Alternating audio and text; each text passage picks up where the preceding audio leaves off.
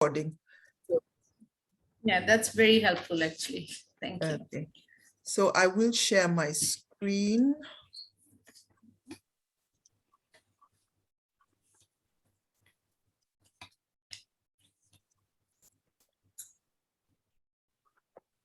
Okay, so maybe before we start, I know that Afshan and Albert, you had spoken with each other earlier, and I don't know whether you shared the research that you are both doing, or you were just expressing shock over the fact that there was no host to your meeting.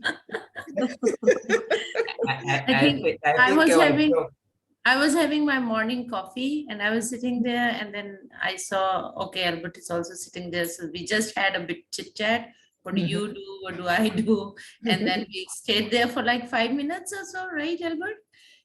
Yeah. And we mutually decided to log off.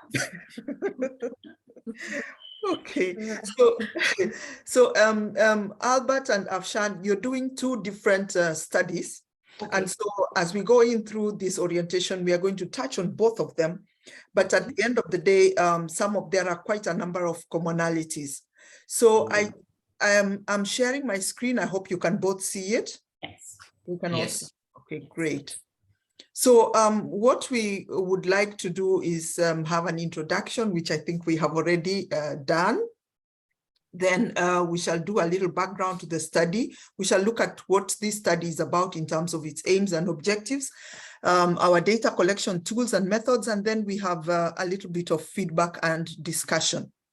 Now, what I want to start with is a small background on the Commonwealth of Learning, because that is where we are all working at or working for at this particular time. So the Commonwealth of Learning, which is based in Canada, is an intergovernmental organization. And the main reason why it was set up is to promote distance education and open learning. So we are really very much focused on distance education, open learning, trying to bring education to people in different parts of the world. It was founded in 1987 by the Commonwealth Heads of Government. And if you look at the founding statement, it talks about creating and widening access to opportunities for learning, making use of the potential offered by distance education, and the application of communication technologies to education. And in education, we are not just talking about schools. We are talking about people wherever they are, and for whatever kind of education they need. And so the kind of education that the Commonwealth of Learning does goes to very many different people, whether they are in schools, whether they are in government, whether they are girls in the village, whether they are boys who are maybe underperforming in school. We do a whole range of schooling and learning. So if you look at the Girls Inspire, the program under which we are going to be, the Girls Inspire program was launched in 2016. And this specific program, which is called Girls Inspire, focuses mostly on girls. And what it is interested in is ending child early forced marriage. That is one of the main components, which we call CEFM. So child early and forced marriage is one of the aspects. Then the other one is reaching the unreached, because we have people who are out of school, and specifically girls who are out of school, and they are in such marginalized communities or in such areas or in such situations that they have never actually gone to school. We have women who have grown up and have never attended a literacy class. These are the people we try to reach within the Girls Inspire program. And then the third component is reaching the unreached, scaling up. And that scaling up is trying to reach in more countries and in more communities than was already being done before. So if you look at the partners, if you look at the countries that the partners come from, we have Bangladesh, we have India, we have Mozambique, Pakistan, Tanzania, Malawi, Namibia, the Papua New Guinea, Sri Lanka, the Solomon Islands, and Uganda. Places where we either have issues of child marriage, places where we have low literacy, or places where there are girls and women who may have never gone to school and can be reached with this. And so when we look at the Girls Inspire, what we are trying to do is to empower women and girls specifically in order to ensure that they can live better lives and they can get some economic opportunities. So if this slide is trying to tell us what really Girls Inspire does in a diagrammatic form. The first one, where we are looking at the three hands joined together, we usually work with women rights organizations, non-governmental organizations, organizations that are already existing, in order to try to ensure that there is a structure that can be used. And these are the organizations that you're going to be working with in your countries. And then you're going to be trying to see what were these organizations able to do. So the programs that we have, the arrows that I have are facing in 4 different directions. First of all, we strengthen those organizations to try and ensure that they have the capacity to do the work that we need them to do. Then also we have what we call reaching out to people for entrepreneurship and for farming. So we focus on farmers and we focus on making people entrepreneurs. The third one is the use of technology. How can we use low-cost technology? When we talk about this person who is unreached, how can we use low-cost technology to try to reach to them? And then we also try to equip girls with the skills and the technological skills that they will need. And Girls Inspire is basically working towards the Sustainable Development Goals. That is our main focus, that by the end of it, we are interested in gender equality. We are interested in sustainable development. We are interested in ensuring that people live more decent lives in whatever area of the world they are in.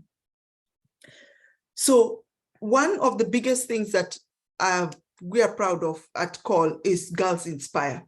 And Veronica and I are very proud to be among, it's one of the most successful programs that is run by the Commonwealth of Learning. And if you look at the results of what Girls Inspire has been able to do since 2016, we've reached over 100,000 women and girls with life skills and vocational skills training. More than 22,000 women and girls have gone from not getting any income into income generating activities. And we know that when people have an income, they have a voice in the family. They have more stature within the society. And so we're talking about moving over 22,000 people who had not got an income into income generating. We can document that over 1,235 child marriages have been prevented. And then over 100,000 girls have gone through school through open and distance learning. These are great strides, but there is still much more to be done. And in trying to think about the more to be done, that is why we are conducting research, because we have all these successful things, but then how do we measure this success apart from saying that this girl has gone to school and she has not gone to school? So our research is in 3 key areas. Number 1 is the role of retention in quality of learning prospects and perspectives for improving education levels. And that's what, Afshan, you are looking at. Then we have how women and girls are able to assert their human rights and how paralegal awareness can enable women and girls to successfully deal with rights violations. And that is what Dube is dealing with. There is a third study, and that study is on women's economic security, which is a tracer study of sustained incomes for female farmers and entrepreneurs. Now, we had hoped initially that these studies, for example, that we would be able to do all 3, like where Afshan is, we would be able to do all 3 studies. Where Dube is, we'll be able to do all 3, and in all the other countries. But then we were not able to get enough responses. The beauty of it is that there is a study also being done. The Women's Economic Security Study, Dube, is also being done in your country. And so we will be able to have a comparison of almost the same recipients. But those are the 3 studies. We can count people, yes, like we have done, but we also need to know the impact of the work that we are doing from the perspective of those who have gone through the programs. So let's, I don't know whether before I move on, there is any comment or any question from Afshan or from Dube or even from Veronica. If you I do have a question, may I? Yes, Afshan, then Dube. Mm-hmm. Okay, just a quick question that as you said in Pakistan, the first study is being conducted, that is being done by me with you all. The other 2, as I understood, are not being conducted because you did not get enough kind of statements of interest or something, right? Yes. If you still need it, I can communicate with you separately in an email, because I work with many local field researchers, practitioner researchers who are certified researchers. So I can connect some of these people if still the call is open. I can connect you with some of the people who are very good in these both areas. This is not my specialization area, so I did not give any statement of interest in my own, but I can connect you with them. Okay, we will find out whether it is possible, because when we're doing studies and we're able to do comparative studies, it is always better to have more than just one. Yes. Good. Yeah. Thank you for that. Yeah, so similarly to what can happen here as well, if you still want to have study number 1 done, we can talk about that. Yes, I will find out. Thank you. Yeah. Yes. Okay. Veronica, you have any comment? Okay.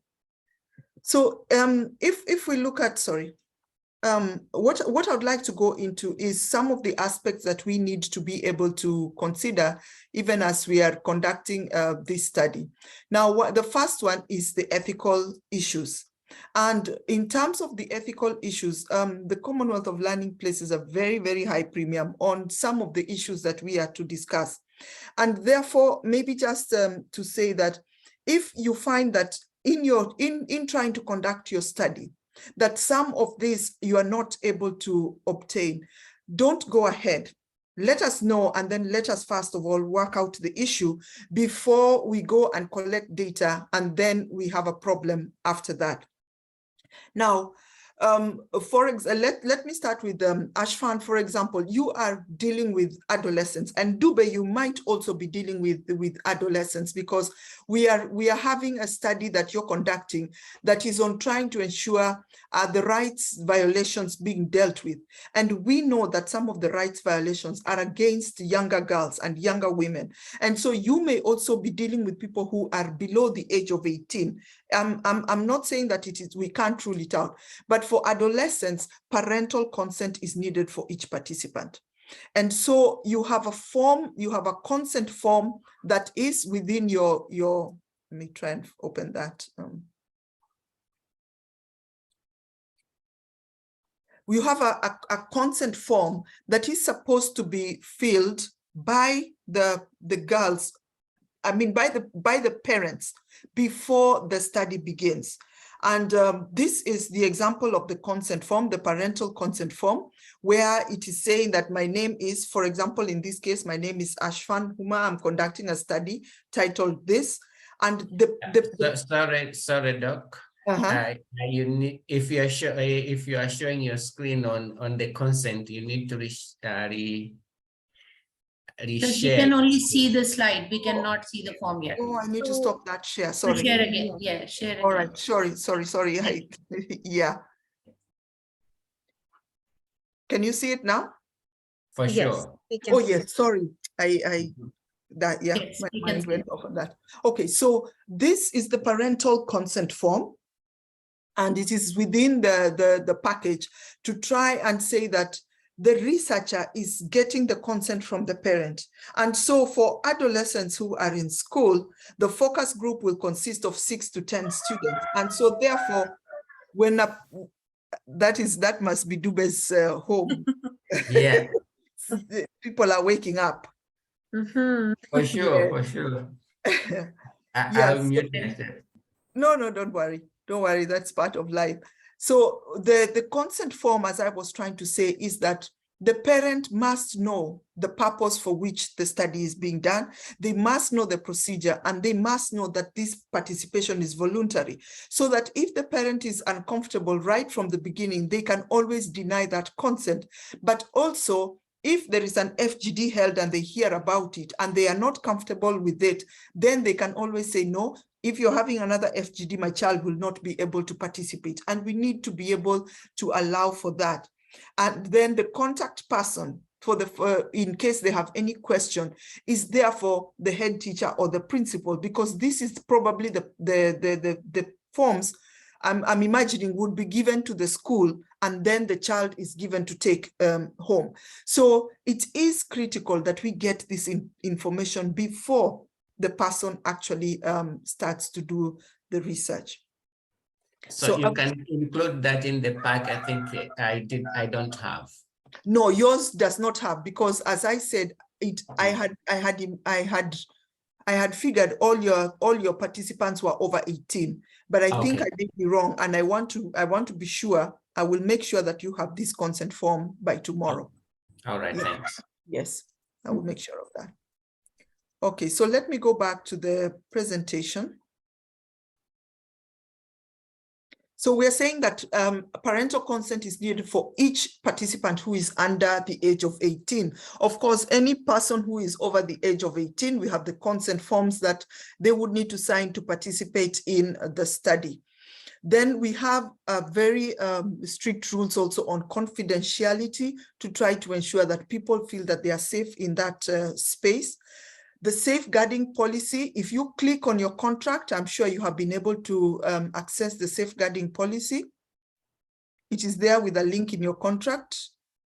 Dube, have you been able to? Yes, I have. Okay, Ashfan? Yes, I have. Okay, I need to actually get to hear that this has been done. Yes, please allow me. Okay.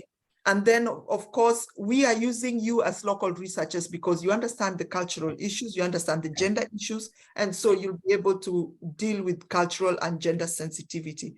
The recording, we explain to participants before we collect the data. Just like Veronica was kind enough to say, I would like to record, is it okay? Sometimes we assume that this is okay, but some people are not comfortable. And that is why it's good sometimes to have a bigger group. Like if I want to have a group which has 10 people, that's my aim.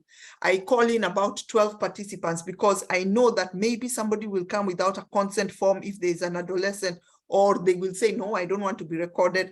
And so you still have the right number. Okay. So the consent forms. Just one question. If they say we don't want to be recorded, so do we not include them in the discussion then? Or can we include them and take notes or something? Or you say don't include them because part of what you're going to submit is recordings. And so anybody who will not have consented will not be able to, we can't take their, you can't cut it out. I mean, that's what I mean. Right. And you only need audio recording, right? Yes, we need audio recording. We will not do video because of confidentiality issues. Yes. Okay. Thank you. The consent forms, of course, will be on your end printed and signed. Then they can be just scanned and sent back. Yeah. Okay. What has happened to my screen has refused to move. Oh, okay. So let's go into the two studies. The first one is role of retention in quality of learning. And then we are looking at how can we improve education levels. So these girls and women, these boys, sometimes we have boys that are also parts of the training. These are studies that have already occurred. And so what we are trying to do is to find out what is the impact. Where if there were girls who are not going to school, are they now going to school? Or are they going to school and then they dropped out? What happened to them after they went through the Commonwealth of Learning Girls Inspire program? So we are trying to identify patterns of retention of students from marginalized communities. That is where the partner worked with girls who are in marginalized communities. So we are saying, how are we going to look at these retention strategies at community and education institution levels? And what is the responsibility for these patterns? In other words, what were the strategies that the community put in? How did they encourage girls to go back to school? What did the schools do to encourage girls not just to go back to school, but also to remain in school? So the strategies at community, the strategies at the school. And so how can we say then that because people were sensitized, now, therefore, our Girls Inspire program is responsible for those patterns? And then we want to look at the relationship between student retention in education and the quality of their academic performance. Are they doing well? Are they struggling in school? Are they being able to manage with the academic programs? And so we are specifically going to focus on girls from marginalized communities, women, persons with disabilities. And Albert and Afshan, this last one, persons with disabilities, that has become, for me, something that I keep trying to find in our data. Where are the women and the girls with disabilities? Because the data, we usually talk about women, persons with disabilities, but how do we ensure, or how do we target that we can see that there are persons with disabilities? So for each of you, when you're doing your sampling, I would very much like it if you ask the partner organization, were there any persons with disabilities in these cohorts? And then we can target them for our groups and for our discussions and bring them in. Because sometimes when we talk about reaching the unreached, the persons with disabilities remain unreached, even within the larger cohort. So thank you. I'd like that very much, if at all possible. Sure. That's not it. Yeah. So the sampling for Afshan is 30% of the schools in the project area. So the project, you're working with Bedari? Yeah? Yeah, Yes.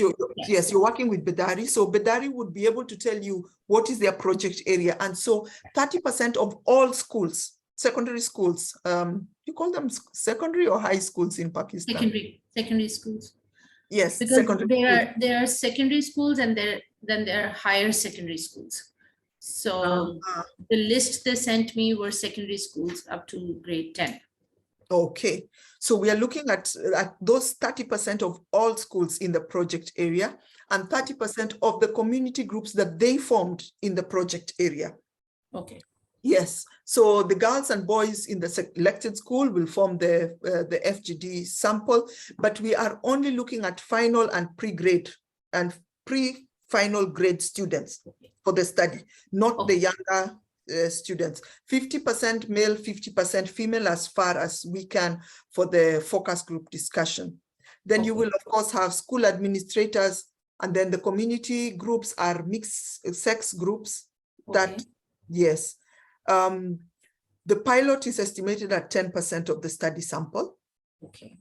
Yes, so if you have 20 schools, then your pilot is 10%, then you have 2 schools for the pilot and so on and so forth. Yeah. So the data collection tools, I'm sure you are also able to look at that. Database on school retention, key informant interview guide, the student FGD guide, the community FGD guide. I would like to look at the database on student retention. The folder that was shared with me has only 2 documents, I believe. Yes. Yeah, okay. Yes, it has the consent forms and the tools. Yes. Yes, so let me go to it so that we can be sure we are on the same page. Right, okay.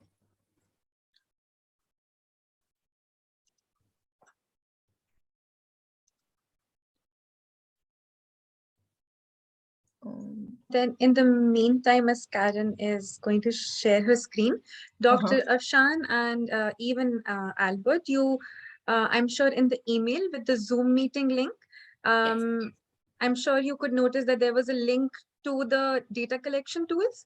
Yes. That link also contains your link basically to the data collection tool in a survey format.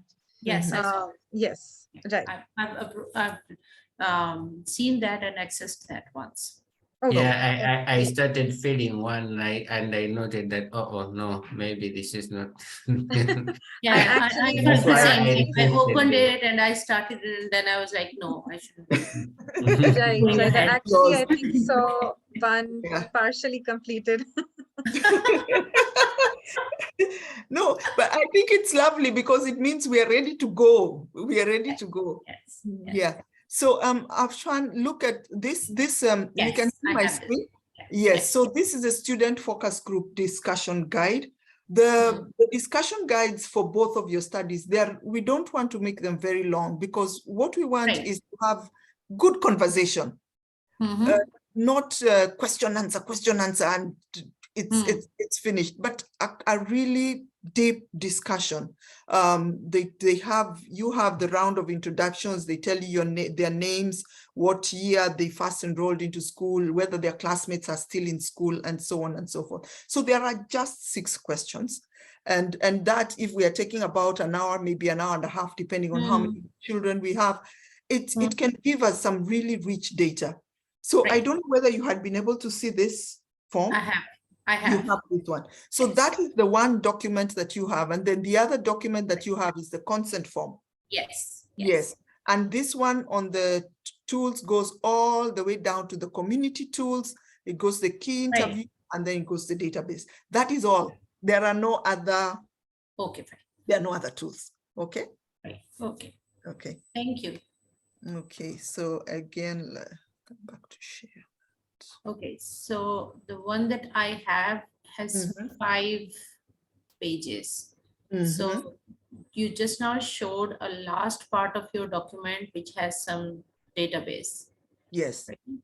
So my document, the tools of, okay, this is named as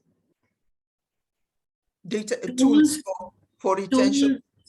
No, the one that I have is tools for rights violation study. Oh, then you have the wrong. Yes. document. So Then I was just thinking that the heading comes up like focus group guide, but the tool looks different. So I opened it up right now. And it's it is tools for rights violation study. Yeah, welcome to my study. I'm coming to Malawi then. Shan, my deepest apologies. That's all right. That's all right. I must have sent the same thing twice, or okay. Or did you open when we were having the discussion about the time changes? I will correct that. I'll correct that before I go to bed. Okay.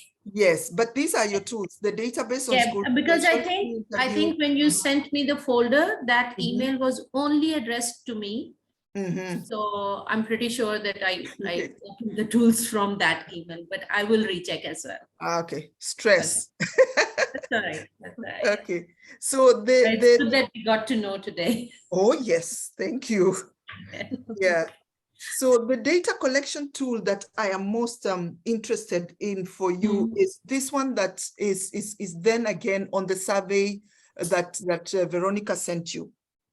Okay. So the way in which it looks on paper is just a table this way, so that you are able to get the students who are in pre-final grade and who are in pre-final grade in this year, and what am I saying? The students that are in pre-final grade and the students that are in final grade. So we're only looking at those 2 grades and then work backwards up to when they were first enrolled. Okay. And what we are interested in is if you had maybe, like, let's say the students who are in final grade, that is grade 9. If you have the students who are in grade 9 now, and they are 100 of them, but when they first enrolled, they were 120. We need the school to let us know what happened to the 20 students. Okay. So we are not interested in anybody who joined in. We're only interested in their initial enrollment. Okay. If they were 100 enrolled in secondary school and they're still 100, then there is no cohort variance. Okay. And that is what we want. Okay. Yes, but if they are fewer, then just get to know if those 20 dropped out, why did they drop out? And in as much detail as possible. We hope that there will not be too much variance because we want to see students staying in school, but we need to know the reasons for each of them. Yeah, is that simple enough? It's simple enough. Yeah. And why you have it on the survey form is that you may find that you want to take this and send it to a school if you're not able to go there, but you can also be at the school and you're filling in the information as they're giving it to you. So you do that online. At the end of the day, you will still have to fill online, even if you send them the paper copy. because the online one is the one we shall analyze. Perfect.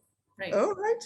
Right. And just to add one thing here, Karen, Uh-huh. for Dr. Afshan, Mhm. just to find one tiny detail with the Lime survey, just to make sure every time you record any response, any data that you fill in, just to please submit, like press the submit button, and otherwise the record won't get saved. No. So just to maybe keep that one tiny detail in mind. Sure. Thank Sure. you. Sure. Okay. Thank you. So let's go to Dube's study, and this is on women and girls asserting their human rights. And so we are looking at paralegal awareness and how this paralegal awareness can enable them to successfully deal with rights violations. The girls were trained on some of the ways in which they can report violations, some of the ways in which they can advocate for themselves in situations where there is that kind of violation. And therefore, we are trying to evaluate if there are girls who have experienced any form of human right injustice, have they been able to use their knowledge in order to successfully deal with those violations? And so in this study, we are looking at a very, very specific cohort of girls, those who have had an issue or a problem, or those who know somebody who have experienced an issue or a problem. So in this study then, we're trying to see, have they been able to translate and apply what they learned from their paralegal awareness? We're trying to determine whether there is a relationship between empowerment and women and girls taking action to deal with their rights. In other words, have I used my empowerment or have I used my knowledge for anything when there is a rights violation? And then we are looking at individual women and girls and organized women community groups. Dube, I would encourage you to go a little bit wider than the narrow translation of saying that it is only a girl who has had her rights violated who would be brought into the group, because we may find that there are none. Or we may find that they have not been successful in dealing with those violations. So for me, I would say, if within that grouping that you're looking at, there are those that have been trained in terms of their paralegal awareness, let us bring them in if we don't have enough numbers of girls who have dealt with violations, because at the end of the day, in a perfect world, there would be no rights violations. And so we hope that this number is small, and we hope that there have not been too many incidences. So let us bring in girls who have undergone the training and who have used this training in one way or the other. So we're going to sample 30% of the community groups in the area by simple random sampling. And we look at women and girls who have accessed legal services and dealt with rights violations, successful or not, through purposive sampling. And our pilot is estimated at 10% of the study sample. So they may have accessed legal services in terms of dealing with, and here we are not looking only at gender-based violence. We're talking about legal services in terms of anything that they may need to have dealt with. For example, if they were looking for a lawyer to sign for them something, if we're looking at legal services that have to do with the land issues, if we're looking at marriage issues, property issues, all of these are issues of where they may have had to deal with legal services and where somebody may have tried to take advantage of them, trying to look for these legal services and violated their human rights. Dube, are you okay with the sampling? That's fine. Okay, great. That's fine. All right. So your data collection tools, there are 3 main data collection tools that are of great interest, and they are all qualitative tools. The community scorecard is a quantitative tool, but the 2 others are the qualitative tools. The community scorecard is like a triangulation to try to let us know whether the community is aware of the things that are going on. And these community groups are already organized groups, and so they keep records of what is going on within the community. So if we look at the first one, the community scorecard and what it is, this is a tool that helps communities to assess and improve community responses to rights violations of women and girls. And the community tool, the community scorecard in this case, we're talking about is on rights violation. You can have a community scorecard for any other social issue that a community can have, but ours in this case is for the response to rights violation of women and girls. And what does it do? It helps communities to map out what services and programs are available in the community. It helps to identify gaps in services. For example, if a community says, we have a police station where we can report rights violations, but we do not have a court which can deal with these rights violations, then we say that that is a potential gap in the service. Or we have the police service, but we do not have somebody specifically dealing, for example, with sexual and gender-based violence. All of these are potential gaps in services. It also helps to monitor the community groups functioning and how they coordinate with other agencies. How do these community groups deal with the legal system, deal with the judiciary, deal with the police system, deal with whatever other area of legal rights that they, like the social welfare, that they may need to be dealing with.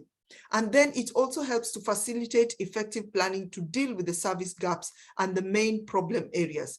So our community scorecard will let us see how the community is doing in terms of what are the rights violations that there have been, how have they been dealt with? Were they successful? Were they not successful? At what stage of dealing with these rights violations are the communities? And so the community scorecard that we have will simply be able to let us know, are there any reported cases? Have they been met? Have they been successfully handled? Or have they been not successfully handled? Are they still in progress? And what does the community think about it? So that is your quantitative tool, which will help you to be able to assess what the community is doing. In terms of the qualitative tools, the first one is the stories of change. And this is in the focus group discussion. And for Dube here is where we need to be sure that the person that would be accompanying you to the focus group discussion would have to be female. I hope you are able to arrange that with you're working with Seradi? Yeah, with Serad. Yes, they would need to have a female accompanying you, because this, as you know, when we talk about rights violations, there are so many rights violations, but the most sensitive ones are usually the ones that have to do with gender-based violence. And we would prefer that the person that accompanies you to do the introductions, to do the recordings, this person should be female. So Seradi, I'm sure, will be able to give you somebody who is competent in that particular area. And the story of change is simply a place of listening, so that each participant has the time and space to share their experiences. And the questions that you will see in the focus group discussion, they are all open-ended questions. What was the rights violation? The person explains. What did you do about it? The person also explains. So the story of change is always a personal experience. And in the first focus group discussions, when we are doing the stories of change, the idea is for people to listen to each other. So the questions that we ask then are, what happened? Who else did it happen to? Or who are you with? When did this happen? How did it happen? What did you do about it? Where did you report this incident? Or where did this incident happen? So that you get a comprehensive picture of exactly what this violation is. And when we say that this story of change is a personal experience, it might be that the violation that the person is sharing, others might not even think it's a rights violation, but it is a personal experience to the one who is sharing it. And so any story that is coming out as a violation has the right to be heard and has the right to be listened to. So every person has got that space, and therefore the focus group discussion cannot have too many people. I would suggest to you a maximum of 7 to 10 participants in a focus group, so that you have the time to listen to each one of them, and then you can have another group and another group depending on your sampling, so that it is not too big. We need to give people time to talk. And because when also you know that when we are asked to share things, when the very word violations, when we are told share something bad that has happened to you, people hesitate. So the time has to be there to give each of the participants that space to listen. The stories of change, the focus group discussion, which is the stories of change, is going to end with you asking the participants or giving the participants a few, like maybe 5 or 10 minutes to think about all the stories that have been shared in the group in that maybe 1.5 hours, to listen to reflect on what has been stated, and then to come to an agreement as to which of the stories was the most inspiring, or the one that they would like to look at a little bit more. Because in the second focus group discussion, that is the story that is going to go forward. So everybody in this particular time has a chance to share, and they have a chance to share without knowing that only one story will be selected. So that information should not come until the end. But towards the end, you say, you have shared, you have shared, you have shared. Can we agree which story we will go, and maybe we want to look at it a little bit more within the next session?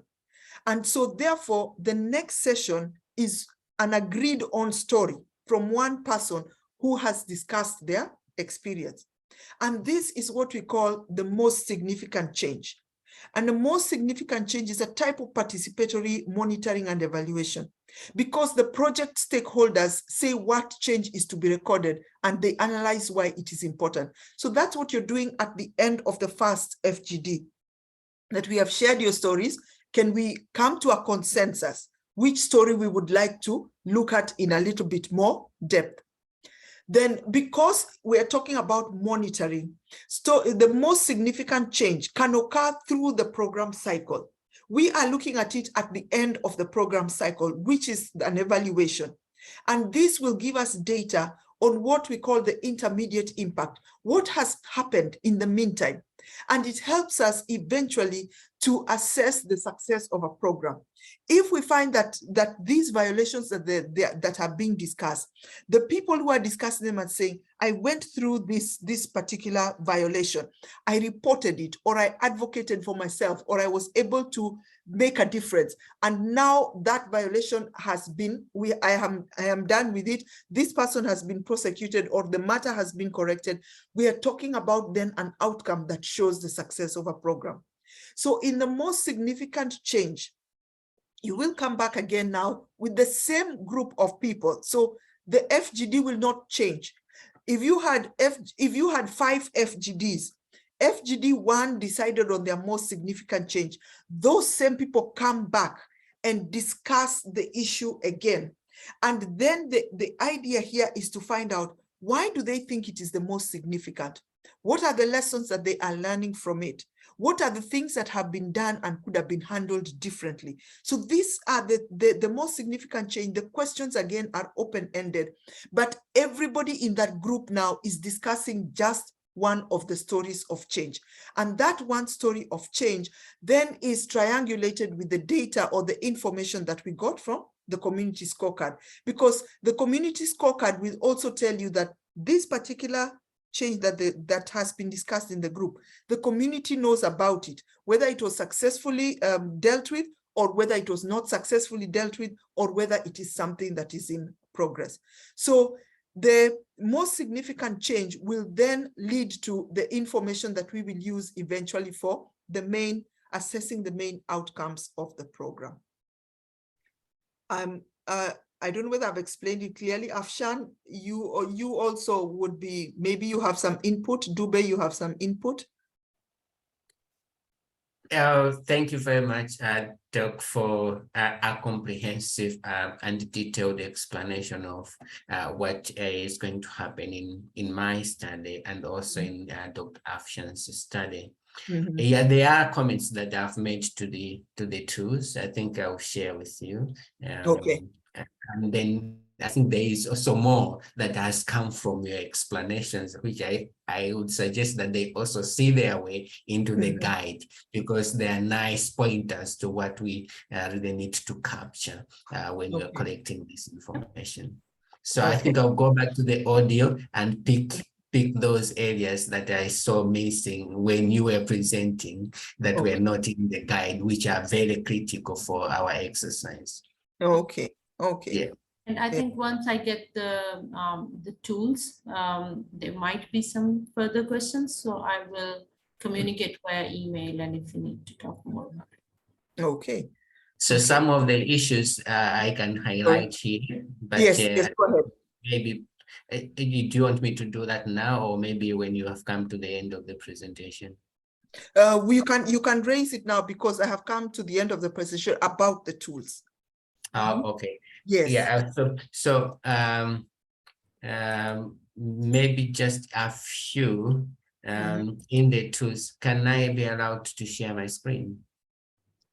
Okay, Veronica, you'd have to. Yes, I would have to make Albert the co-host.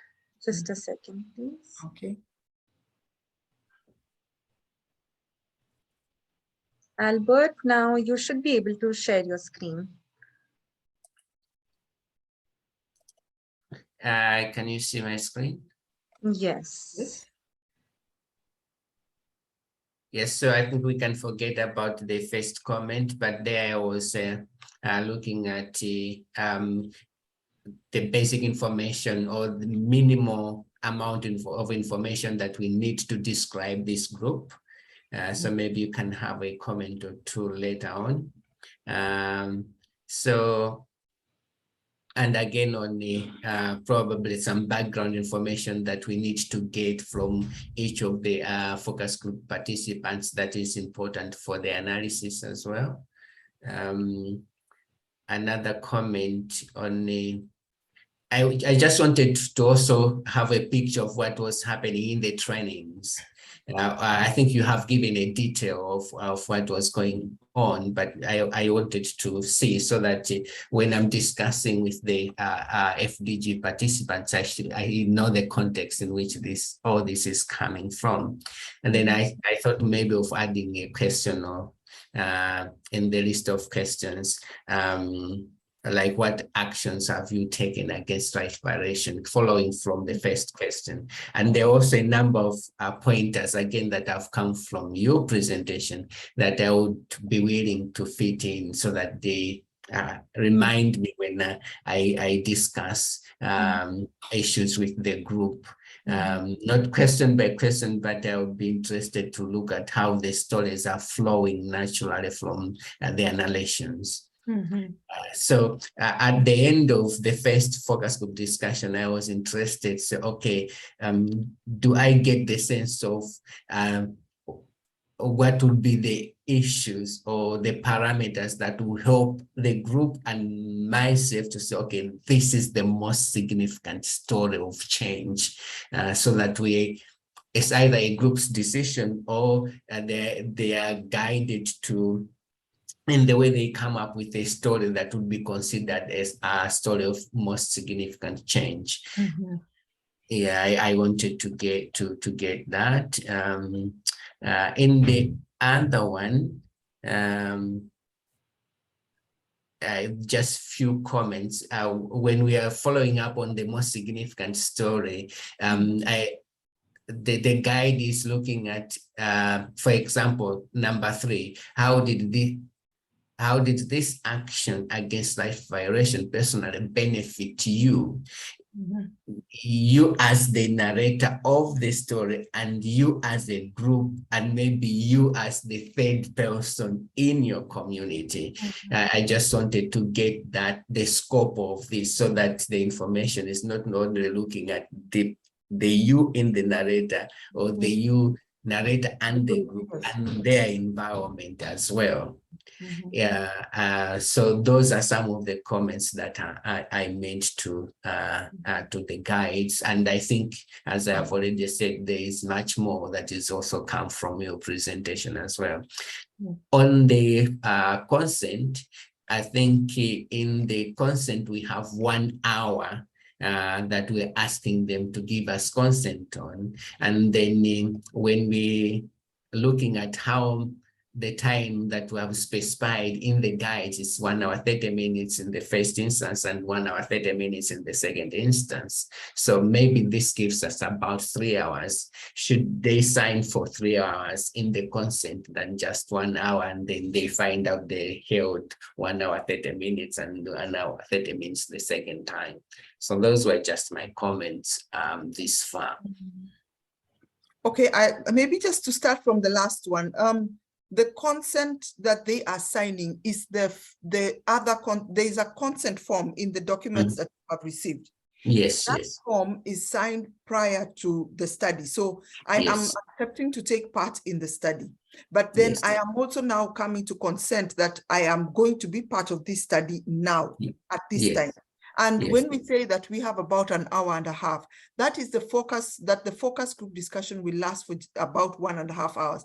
But I don't think that there is any participant who will sit there looking at their watch and saying, 1.5 hours is over. I no longer have consent. I'm withdrawing my consent now from this point.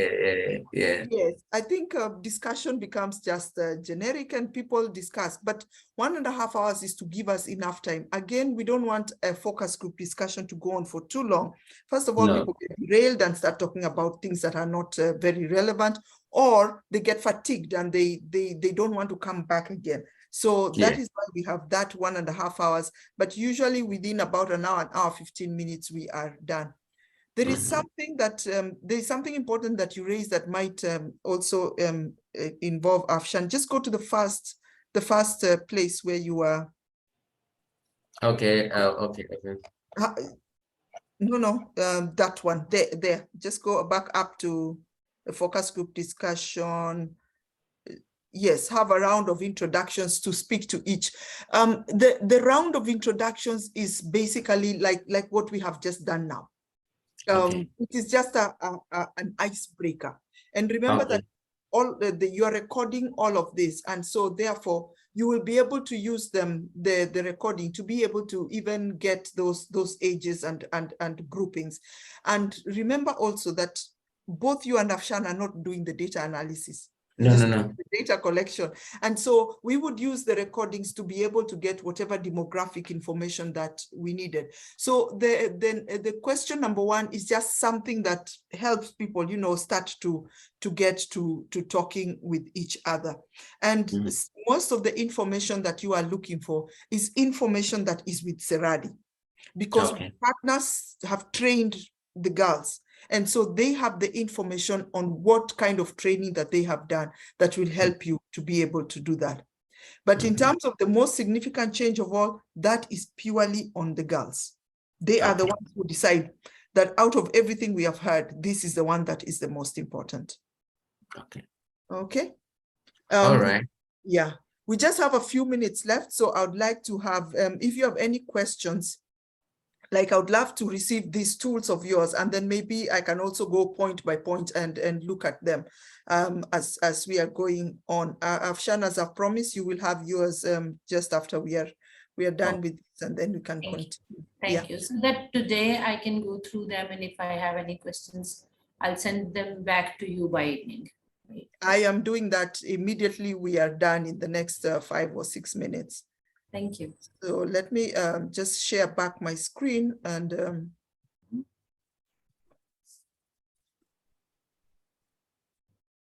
so what I have here is the data collection and presentation, and because we have delayed in the start of the program, which I think Afshan, you had said something about wanting it to go a little bit. You're happy with the little bit of yes. Yes. Yes, I was traveling and then people were coming in and I was like, when would I be able to go to these regions? So I was like, okay, maybe my request was heard.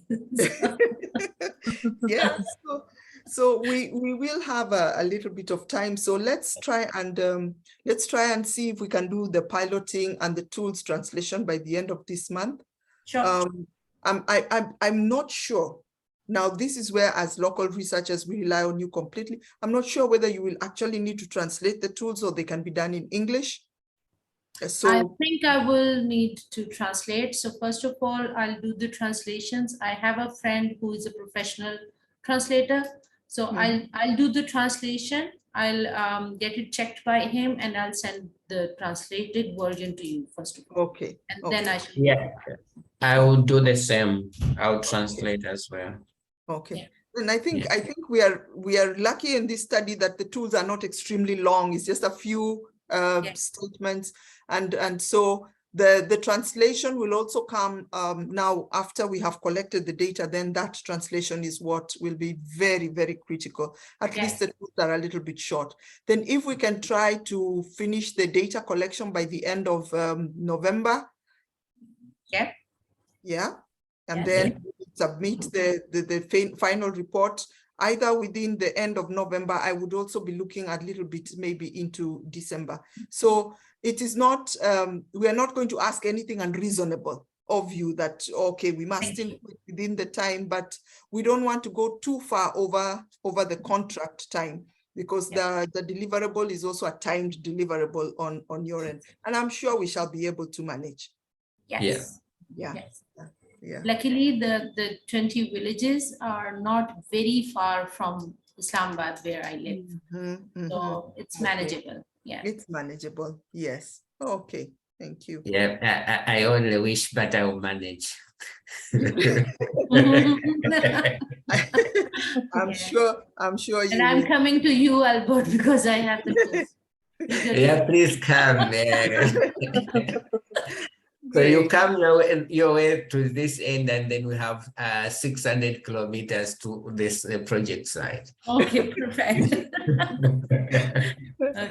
Yeah. Dube, once you go to the project site, you have to stay there for the 2 months. Yeah, I'll try. Yes. So where I would like to invite, maybe if you have any questions, we have actually come to the end. So if you have any questions that you have on the presentation, or if you think up any question later, you can also share. But right now, Yeah. anything that we can. I think I will send my questions later when I have the tools. Yeah. I have exhausted mine. Okay. Veronica, you have any questions? No, For Karen, for me? No, not right now. Okay. Thank Thank you. you. Great. So good to see you all. Thank you. It was very Same nice. here, nice Dr. to see you Afshan also. and Albert. So Yeah. thank you so much. It is 10 on the dot for us at 10 p.m. I know Veronica sleeps very early. I'm a late night bird, so I'm not too badly off. So I want to wish you a very good day. Both of you have a very nice day as the rest of us go to bed. Yes, Same to have, you. have a All good right. day ahead, and Same to you. we'll see you again soon. Bye-bye. Bye-bye. Bye. Take care. Okay. Good. I think my signals dropped Yes, but we are and done. Yes, So Dr. no. the Afshan. power went off. Okay.